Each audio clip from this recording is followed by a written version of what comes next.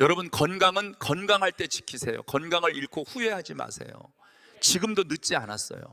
할 수 있습니다. 야채를 많이 먹었는데 신장이 나빠졌다는 말 들어보신 적 있으신가요? 대부분 이렇게 말합니다. 그게 말이 돼. 야채는 몸에 좋은 건데 그래서 더 위험합니다. 아침에 장 보러 가면 이 생각부터 합니다. 고기는 이제 줄여야지. 짜게 먹으면 안 되지. 그래도 야채는 많이 먹어야지.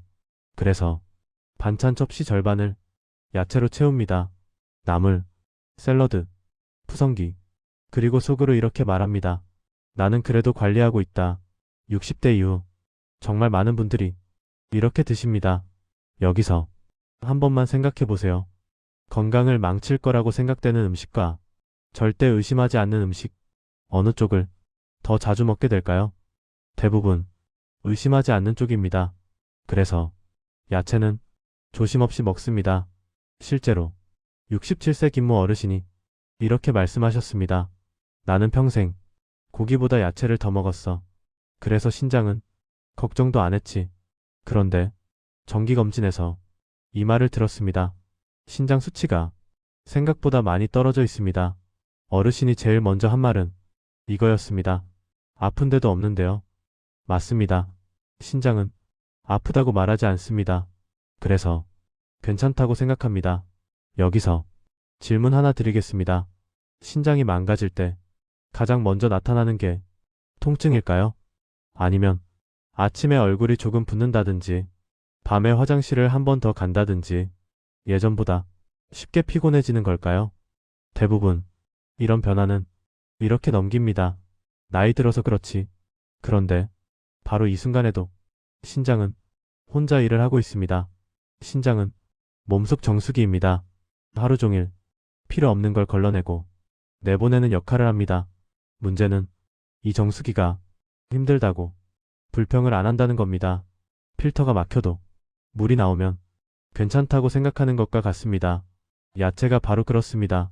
몸에 좋은 성분이 많아서 한 번에 많이 자주 들어옵니다.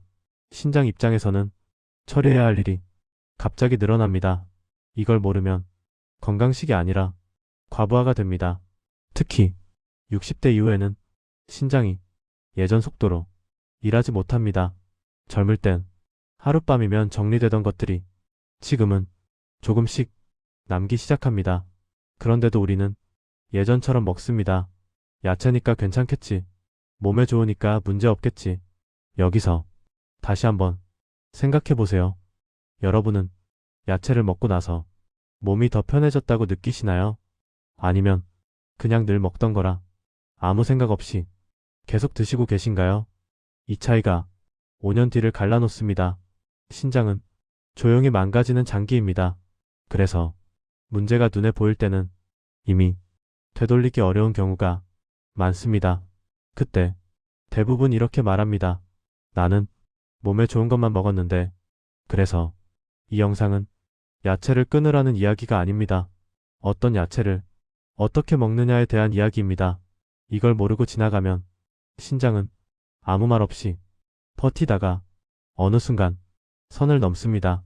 그래서 이 신호를 절대 그냥 넘기면 안 됩니다. 이미 많은 분들이 겪고 있지만 대부분 나이 탓으로 넘기는 신장이 보내는 가장 흔한 초기 신호부터 바로 짚어보겠습니다. 신장이 나빠졌다는 분들 이야기를 들어보면 공통으로 하는 말이 있습니다. 몸이 그렇게 안 좋다고는 전혀 생각 못했다는 말입니다. 왜 그럴까요? 신장은 아프다고 말하지 않기 때문입니다. 대신 아주 사소한 방식으로 신호를 보냅니다. 문제는 우리가 그걸 신호로 안 본다는 겁니다. 아침에 일어나서 거울 보다가 얼굴이 조금 부은 것 같아도 전날 짠 걸 먹었나 보다. 이렇게 넘깁니다. 밤에 화장실을 한 번 더 가게 돼도 나이 들면 다 그렇지. 이렇게 생각합니다. 하루 종일 괜히 피곤해도 요즘 기운이 없네 하고 지나칩니다. 여기서 한 번만 생각해 보세요. 이런 변화들이 하루 이틀이 아니라 몇 달째 계속되고 있지는 않으신가요? 68세 박모 어르신 이야기입니다. 이분은 특별히 아픈 데가 없었습니다. 다만 요즘 들어 아침에 손이 좀 붓는 느낌, 밤에 소변을 한 번 더 보는 습관, 그리고 예전보다 쉽게 지치는 느낌이 있었습니다. 본인은 이렇게 생각했습니다. 이 나이에 안 그런 사람이 어딨어. 그런데 정기검진에서 신장 수치가 경계선 아래로 내려가 있다는 말을 들었습니다. 그때 어르신이 하신 말입니다. 나는 아픈 줄은 정말 몰랐어요. 여기서 아주 중요한 질문 하나 드리겠습니다. 신장이 망가질 때 가장 먼저 나타나는 건 병원에서 알려주는 병명일까요? 아니면 지금 말씀드린 이런 생활 속 변화일까요? 답은 생활 속 변화입니다.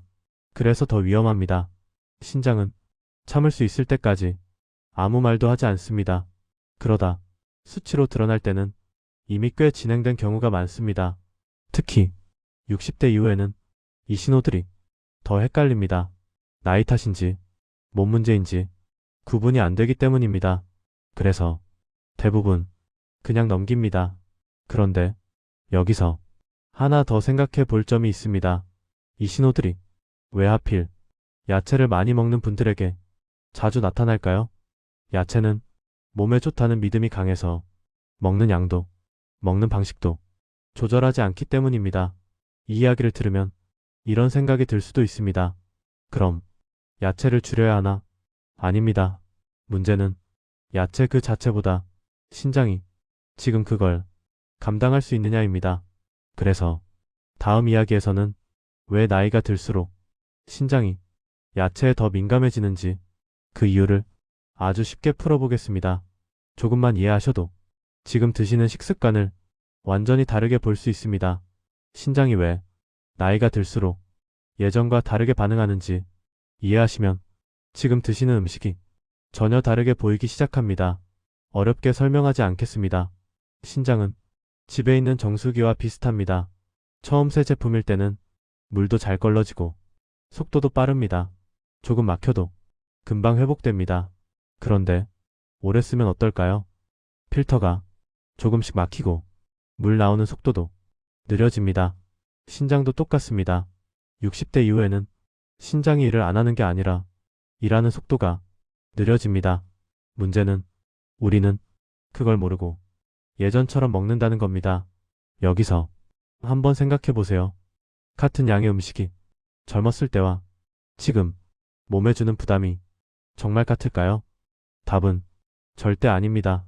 특히 야채처럼 몸에 좋은 성분이 많은 음식은 신장 입장에서 처리해야 할 일이 더 많아집니다. 이게 많은 분들이 몰랐던 사실입니다. 몸에 좋은 성분이 많다는 건 신장이 더 많이 걸러야 한다는 뜻이기도 합니다. 그래서 야채를 많이 먹는다고 해서 신장이 편해지는 건 아닙니다. 오히려 지금 상태에 따라서는 부담이 될 수 있습니다. 여기서 자연스럽게 한 가지 질문 드리겠습니다. 신장이 힘들어질 때 제일 먼저 문제가 되는 건 기름진 음식일까요? 아니면 한꺼번에 많이 들어오는 특정 성분일까요? 정답은 한꺼번에 많이 들어오는 특정 성분입니다. 그래서 야채도 먹는 양과 방식이 아주 중요해집니다. 이제 여기서 작은 행동 하나만 떠올리시면 됩니다. 야채를 먹을 때 첩실을 가득 채우는 대신 조금만 덜어내는 것. 이 작은 차이가 신장에는 큰 차이가 됩니다. 아직 어떤 야채가 문제인지 말씀드리지 않았습니다. 이해부터 하셔야 거부감 없이 받아들이실 수 있기 때문입니다. 이제 다음 이야기에서는 신장을 특히 힘들게 하는 야채들을 하나씩 짚어보겠습니다. 건강식이라고 믿고 매일 드시는 것들 중에도 조심해야 할 게 분명히 있습니다. 이제부터 드리는 이야기는 조금 불편할 수 있습니다. 왜냐하면 지금까지 몸에 좋다고 믿고 아무 의심 없이 드셔온 야채 이야기이기 때문입니다. 하지만 신장 입장에서 보면 이 야채들이 가장 힘든 음식이 되는 경우가 생각보다 많습니다. 먼저 한 가지 장면을 떠올려 보세요. 밥상 위에 늘 빠지지 않고 올라오는 반찬, 건강식이라고 불리는 그 나물. 많은 분들이 이렇게 생각합니다. 야채는 많이 먹을수록 좋다. 그런데 신장에는 많이 먹을수록 부담이 되는 야채가 분명히 있습니다. 첫 번째 이야기부터 드리겠습니다. 시금치입니다. 시금치는 몸에 좋다고 알려진 대표적인 야채입니다. 철분도 많고 눈에도 좋다고 해서 자주 드시는 분들 많습니다. 그런데 신장 입장에서는 이 시금치가 꽤 부담스러운 야채가 될 수 있습니다. 이유는 시금치 안에 들어있는 특정 성분 때문입니다. 이 성분은 몸 안에서 찌꺼기처럼 남기 쉬운데 신장이 그걸 걸러내야 합니다. 젊을 때는 큰 문제가 안 됩니다. 하지만 60대 이후에는 이 찌꺼기가 몸 안에 조금씩 쌓이기 시작합니다. 여기서 한번 생각해 보세요. 여러분은 시금치를 한 달에 한두 번 드시나요? 아니면 거의 매주 반찬으로 드시나요? 만약 자주 드신다면 신장은 그만큼 자주 일을 해야 합니다. 두 번째 이야기입니다. 나물 종류입니다. 고사리, 도라지, 취나물, 이런 나물들 명절이나 평소 반찬으로 참 많이 드십니다. 특히 씹는 맛도 있고 포만감도 있어서 밥을 줄이는 대신 나물을 더 드시는 분들도 많습니다. 그런데 이 나물들이 신장에는 생각보다 거친 음식이 될 수 있습니다. 섬유질이 많다는 건 장에는 도움이 되지만 신장에는 처리해야 할 부산물이 늘어난다는 뜻이기도 합니다. 특히 한 번에 여러 가지 나물을 많이 드시는 날 신장은 쉴 틈 없이 일을 하게 됩니다. 여기서 질문 하나 드려보겠습니다. 밥은 반 공기로 줄이면서 나물은 2접시, 3접시 더 드신 적은 없으신가요? 그게 바로 신장이 가장 힘들어하는 순간일 수 있습니다. 세 번째 이야기입니다. 샐러드입니다. 특히 생으로 먹는 샐러드. 요즘은 건강을 위해 저녁 대신 샐러드를 드시는 분들도 많습니다. 가볍게 먹는 것 같지만 신장 입장에서는 꼭 그렇지 않습니다. 익히지 않은 야채는 몸 안에서 처리하기가 더 어렵습니다. 씹고 소화하고 걸러내는 과정에서 신장이 더 많은 일을 하게 됩니다. 특히 드레싱까지 곁들이면 부담은 더 커집니다.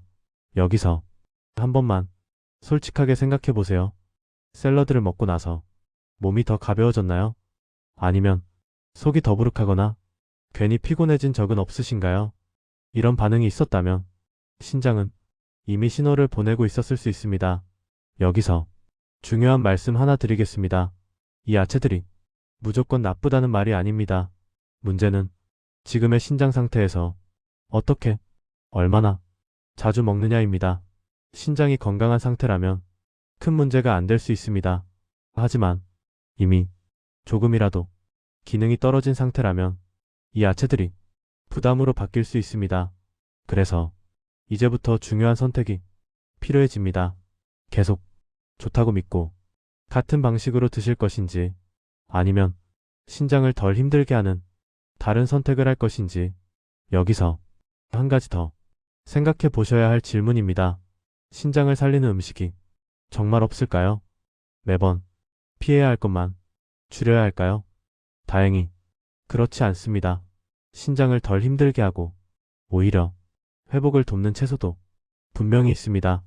다음 이야기에서는 신장을 되살리는 쪽에 가까운 기적의 채소들을 차분히 소개해 드리겠습니다. 지금까지 드신 이야기를 듣고 나면 밥상 위 풍경이 완전히 달라질 수 있습니다. 앞에서 신장을 힘들게 할 수 있는 야채 이야기를 들으면서 이런 생각 드셨을 겁니다. 그럼 도대체 뭘 먹어야 하냐? 괜히 겁만 주는 이야기 아니냐? 그래서 이제부터는 마음 놓으셔도 됩니다. 신장을 덜 힘들게 하고 오히려 쉬게 만들어주는 채소들도 분명히 있습니다. 비싸지 않습니다. 특별할 것도 없습니다. 지금도 부엌에 있을 가능성이 큽니다. 먼저 한 가지 장면부터 떠올려 보세요. 밥 먹고 나서 속이 편안했던 날과 괜히 더부룩하고 피곤했던 날, 그날 먹은 반찬을 한번 떠올려 보신 적 있으신가요? 신장은 그 차이를 정확히 기억합니다. 첫 번째 채소 이야기입니다. 애호박입니다. 애호박은 부드럽고 자극이 적습니다. 익혀 먹기 쉽고 국에도 볶음에도 자주 쓰입니다. 신장 입장에서 보면 이 애호박은 처리하기 편한 채소에 가깝습니다. 몸 안에 찌꺼기를 많이 남기지 않고 수분과 함께 부담 없이 지나갑니다. 그래서 신장이 예민한 분들, 고혈압이나 당뇨가 있는 분들, 특히 속이 자주 더부룩한 분들에게 상대적으로 안전한 편입니다. 여기서 한번 생각해 보세요. 애호박 반찬을 먹은 날 몸이 더 무거웠던 기억이 있으신가요? 대부분은 그렇지 않습니다. 두 번째 채소 이야기입니다. 무입니다. 무는 생각보다 신장에 부담이 적은 채소입니다. 특히 국이나 찌개로 익혀 먹었을 때 그 장점이 더 살아납니다. 무는 수분이 많고 몸 안에서 처리 과정이 단순합니다. 그래서 신장이 괜히 애쓰지 않아도 됩니다. 여기서 자연스럽게 질문 하나 드려볼게요. 무국 한 그릇 먹고 나서 속이 편안했던 기억 있으신가요? 그게 바로 신장이 덜 힘들었다는 신호일 수 있습니다. 세 번째 채소 이야기입니다. 양배추입니다. 양배추는 익혀도 좋고 조금만 익혀도 부드러워집니다. 섬유질은 있지만 거칠지 않고 몸 안에서 비교적 얌전히 지나갑니다. 특히 국이나 찜, 볶음으로 드시면 신장 부담이 더 줄어듭니다. 여기서 중요한 포인트 하나 있습니다. 이 채소들이 기적의 약처럼 신장을 고쳐준다는 뜻은 아닙니다. 하지만 적어도 신장을 괜히 혹사시키지는 않습니다. 이 차이가 아주 큽니다. 신장은 쉬어야 회복됩니다. 매일 힘든 음식만 들어오면 버티는 수밖에 없습니다. 반대로 부담이 적은 음식이 들어오면 그만큼 여유가 생깁니다. 여기서 한 가지 더 생각해 보셔야 할 질문입니다. 좋은 채소를 많이 먹는 게 좋을까요? 아니면 조금씩 나눠 먹는 게 좋을까요? 정답은 조금씩 나눠서입니다. 아무리 신장에 부담이 적은 채소라도 한 번에 많이 먹으면 신장은 또다시 일을 몰아서 하게 됩니다. 그래서 채소는 종류보다 양과 타이밍이 더 중요합니다. 아침에 국으로 조금, 점심에 반찬으로 조금, 이 정도면 충분합니다. 저녁에 배가 고프다고 채소를 한 접시 가득 몰아서 드시는 건 오히려 좋지 않습니다. 특히 잠들기 전에는 신장이 회복 모드로 들어가야 하는 시간입니다. 그때 많은 양의 채소가 들어오면 신장은 다시 야근을 하게 됩니다. 이제 여기까지 들으셨다면 이런 생각이 드실 수 있습니다. 알겠는데 그래도 어떻게 정리해서 하루를 보내야 할지 헷갈린다. 그래서 다음 이야기에서는 아주 단순한 방식으로 하루 중 어느 끼니에서 어떤 채소를 어떻게 먹으면 좋은지 딱 정리해서 말씀드리겠습니다. 이 부분만 들어도 오늘 저녁 밥상부터 바꾸실 수 있습니다. 이제 머릿속을 한번 정리해 볼 시간입니다. 지금까지 들은 이야기를 하나로 묶지 않으면 막상 식탁 앞에서 또 예전 습관으로 돌아가기 쉽습니다. 그래서 오늘은 딱 이것만 기억하시면 됩니다. 하루를 어떻게 먹느냐가 신장을 살릴 수도 힘들게 할 수도 있다는 것. 복잡하게 바꾸지 않아도 됩니다. 하루 세 끼를 전부 고칠 필요도 없습니다. 한 끼만 제대로 정리해도 신장은 훨씬 편해집니다. 먼저 아침 이야기부터 해보겠습니다. 아침에 급하게 움직이면서 입에 뭐라도 넣는 분들 많으시죠? 이때 샐러드 한 접시 몸에 좋을 것 같아서 선택하는 경우도 많습니다. 여기서 한번 생각해 보세요. 잠에서 막 깬 신장이 가장 먼저 힘든 일을 해야 할까요? 아니면 부담 없는 일부터 시작하는 게 좋을까요? 정답은 부담 없는 쪽입니다. 아침에는 익힌 채소를 조금만 드세요. 국에 들어간 무, 애호박 몇 조각, 양배추 살짝, 양은 주먹 반 개 정도면 충분합니다. 이것만으로도 신장은 아침을 훨씬 편하게 시작합니다. 이제 점심입니다. 점심은 하루 중 신장이 가장 활발한 시간입니다. 그래서 이때가 채소를 먹기 가장 괜찮은 때입니다. 하지만 여기서도 규칙 하나는 지켜야 합니다. 여러 가지를 한꺼번에 많이 먹지 않는 것. 반찬으로 채소 2가지까지만, 그 이상이면 신장은 일이 몰립니다. 여기서 자연스럽게 질문 하나 드리겠습니다. 점심에 반찬 종류가 많을수록 몸이 더 가벼웠던 기억이 있으신가요? 아니면 오히려 더 피곤해졌던 적이 많으신가요? 대부분 후자입니다. 이건 신장이 점심부터 과로했다는 신호일 수 있습니다. 이제 가장 중요한 저녁 이야기입니다. 저녁은 신장이 회복 모드로 들어가야 하는 시간입니다. 그래서 저녁 식탁이 하루 중 가장 중요합니다. 여기서 하지 말아야 할 것 딱 하나만 말씀드리겠습니다. 배가 덜 찼다고 채소를 한 접시 가득 몰아서 먹는 습관. 특히 생야채, 샐러드. 이건 신장에겐 야근을 시키는 일입니다. 대신 이렇게 해보세요. 익힌 채소 한 가지, 소량, 숫자로 말하면 젓가락으로 서너 번 집을 정도면 충분합니다. 이 정도만 지켜도 밤새 신장이 쉬어갈 수 있습니다.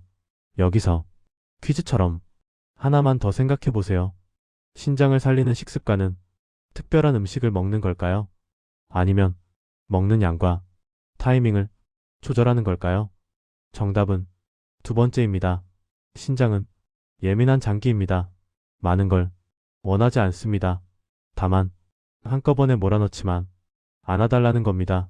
그래서 오늘부터 이렇게만 해보셔도 됩니다. 아침, 익힌 채소 조금. 점심, 채소 2가지까지만. 저녁, 채소는 1가지. 아주 소량. 이 루틴이면 신장은 확실히 편해집니다. 여기까지 들으셨다면 이런 생각이 들 수 있습니다. 이렇게 먹으면 과연 차이가 있을까? 내 차이가 납니다. 바로 다음 날은 느낌이 애매할 수 있습니다.